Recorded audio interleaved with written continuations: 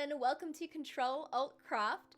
Rose with you here, and today we have another Sims 4 speed build, but this one is particularly special. Because of the release of the new game pack, Journey to Batuu, in The Sims 4, which is a Star Wars themed game pack, I took an old build of mine from like 4 or 5 years ago and we renovated it.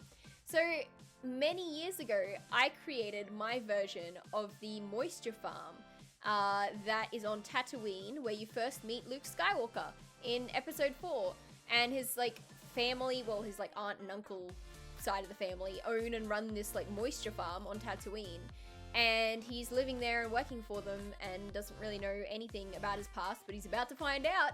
And I created it in The Sims 4 like ages ago. So with the release of the new game pack, I decided to go back to my old build, which at the time there were only like 3 or 4 packs that had been made. So I was doing the best with what I had, but we go through and we renovate the entire thing with all new content pretty much. So we have all like Star Wars themed stuff from the pack, and plus a whole bunch of other stuff from like all the other packs we've had in the last 4 or 5 years that I obviously didn't have access to at the time.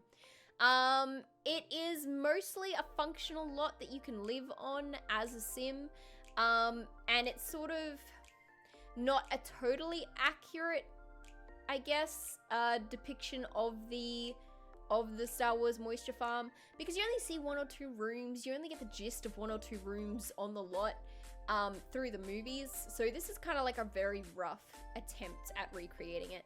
Mostly it's just to be a funky sci-fi lot, basically, that's Star Wars inspired, I guess you could say. But I really love it, and after spending all morning working on it, I am very happy with how it turned out. And it is up for download right now on the gallery, so you can go check that out with a link in the description box down below. But I use so many packs, so bear that in mind. You will need access to like all the packs if you want this to be a fully functional lot the way it is. But yeah, I had a lot of fun going back to this build and sort of tidying it up and fixing it up and making it look a bit more actually Star Warsy, and I'm really happy with the end result. I was just streaming just now Star Wars gameplay from The Sims 4. We spent 2 hours this afternoon going through some of the gameplay elements and sussing that out a bit more, because it's actually kind of fun. Like, it's not riveting fun, but it's kind of fun. It's very buggy though. You can't queue up more than like 1 or 2 actions at a time. You go to talk to key characters in the gameplay, and it doesn't always like let you have that conversation option. It's a little buggy here and there. But The Sims is always buggy. I think that's to be expected, sadly. I mean, it shouldn't be. When you release a game, it should be fully functioning. But a lot of games these days release with bugs straight off the bat. So that's what we're stuck with. So yeah, I had a lot of fun creating this. Actually, in my stream this afternoon, we were talking about Star Wars films because a few people in my chat had not seen Star Wars yet, and I was blown away by that. To me, it's just like, it's one of those key things. Like, I feel like everyone's seen it at some point or another, whether it's all of them or just like one of them. And this one person in particular was like, I've never seen one. Like, I know about it, but I've never seen one, and that blew my mind. I remember when I was a kid, my introduction to Star Wars was literally my parents being like, right, Rose, we're gonna sit you down and you're gonna watch a Star Wars movie and you're gonna like it, you know? And I'm sitting there like, no, this is boring, I don't want to. And they like made me sit down and watch it, and then I actually enjoyed it, and that's how I came to like Star Wars, you know? So I don't know, to me, I think it's so wild when someone hasn't seen it, because I feel like that's almost impossible to do these days, but apparently not. I'm even wearing my Millennium Falcon t-shirt. I don't know if you can really see that on the camera at the moment, but this is an old shirt of mine that I love, my old Star Wars shirt. So yeah, so I'm just going through. We've got a few different rooms. We've obviously got Luke Skywalker's bedroom. We've got Aunt Batuu and Uncle whatever his name is, their bedroom. And there's like a bedroom there that you probably just saw with like some bunk beds, and I figured that would be where some like farm hands might sleep overnight if they don't go home to their own families. I tried to recreate the kitchen from the movie, but I guess in a way that's functional in the game. So like I said, it's not so much an accurate recreation as it is an inspired recreation. And there's a couple of things I'll point out at the end that I tweak as well, off camera. But, like I said, I'm really happy with this. I'm really happy with the pack, actually. It's one of those packs that you're either going to love or hate.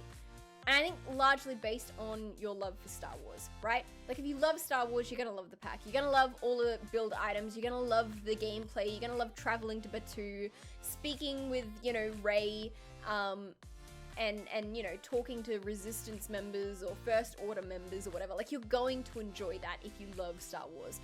If you don't, and you're not really into, like, if you're into sci-fi and you haven't seen Star Wars, what? Like, I think the two come hand in hand, but regardless, if for some reason you have never seen or have an interest in Star Wars, but you like building sci-fi things in The Sims 4, this pack is definitely for you as well. Otherwise, it's probably not your cup of tea. Like, it is very heavily Star Wars influenced, and unless you really know Star Wars, it's even hard to do some of the gameplay. There are times where they ask me to do things, and I was like, I think I know what that is, if my Star Wars knowledge doesn't fail me. But, like, I can't be sure. I'm not 100% certain. And so it's a tricky game to play if you don't have a love for Star Wars already. I am going through and replacing a lot of the lighting. I'm putting in ladders instead of stairwells where I think it's appropriate. All the like wall decals and clutter items and stuff from Star Wars. I'm actually impressed with the amount of clutter boxes and stuff and different colorways you get those in as well. I think it really helps paint, like, almost just makes it feel so real, you know? Oh, I love it. Anyway, I'm actually really keen for the second season of The Mandalorian. I think that's coming out at the end of the year, if I'm not mistaken. And I am actually very, very keen for that. You know, it occurred to me the other day that, like, just the amount of time it takes for these companies to produce movies and TV shows, like, it takes a couple of years from, like, start to finish. Like, hiring actors, recording it, then editing it, and special effects, and, you know, there's just so much involved in creating these things. I realized that even though we've been 6 months into COVID, there's not a shortage of TV shows or films yet. Because everything that we're watching now that's coming out that's new was recorded a year or two ago, back when actors could be in the same room together and, you know, hug each other and kiss each other and be within 1.5 meters of each other, you know, for the role. And I just realized that I think our shortage of TV and film probably won't happen for another year or two. In fact, we could end up on the other side of COVID. Everyone's back at work, everyone's normal, but there's nothing to watch on TV because we had a drought from 2 years ago when actors couldn't work. Which I think will be really interesting. So yeah, I guess we'll figure that out when the time comes. But I don't typically watch new shows anymore. I just like rewatching old favorites. I'm in the middle of rewatching Friends at the moment, and I'm thoroughly enjoying that. So I probably won't be interested in watching anything new in 2 years' time anyway. But yeah, we're nearing the end of the build. I'm just finishing up this, like, entranceway that I really struggled with. In the end, it's kind of basic and bleh, but it's not really the focus of the lot. The focus of the lot is, like, everything else. So I was like, just chuck some stuff in there, Rose. It'll do. But there we go. We're into screenshots. This is what the lot looks like. I'm very happy with it. And more to the point, we're about to get into some shots of the room that looks like the oil bath. It's sort of like the mechanics room where Luke Skywalker puts the droids in for an oil bath. And you'll see two photos coming up. The first has just some regular droid in it from the item menu. But then I discovered the debug item menu off camera. And so we replaced this droid with R2-D2. Not in the upload though, you'll have to do that yourself if you download the lot. Whoopsies. Anyway, guys, I hope you enjoy this lot. I hope you play it. I hope it brings you lots of enjoyment. Thank you so much for watching. I hope you have a great evening, and I'll catch you all next time. Bye!